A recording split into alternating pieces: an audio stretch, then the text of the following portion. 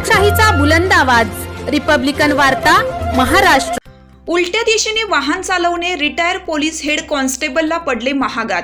पुसद नागपूर रोडवरील अपघातात वाहनाचे मोठे नुकसान।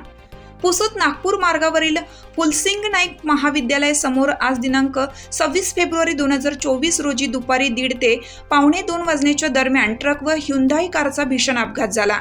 या अपघातामध्ये रिटायर पोलीस हेड कॉन्स्टेबल याच्या कारचे मोठे नुकसान झाले आहे। त्यांनी यू टर्न घेण्याचे टाळून उलट्या दिशेने कार चालवल्याने महागात पडले आहे।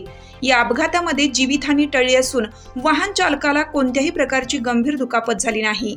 या प्रकरणात आपापसात समझोता झाल्याची माहिती पोलिसांकडून मिळाली आहे। याबाबत प्राप्त माहितीनुसार पुसदवरून दिग्रसकडे ट्रक क्रमांक MH34AB 3799 जात होती।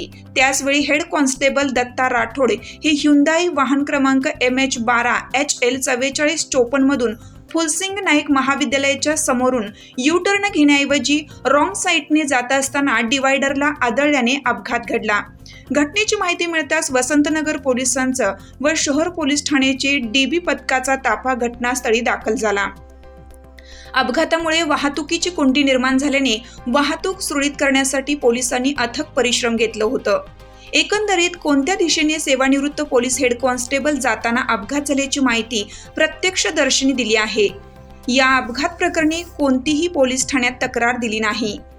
रिपब्लिकन वार्ता न्यूज विदर्भ उपसंपादक राजेश ढोले, यवतमाळ।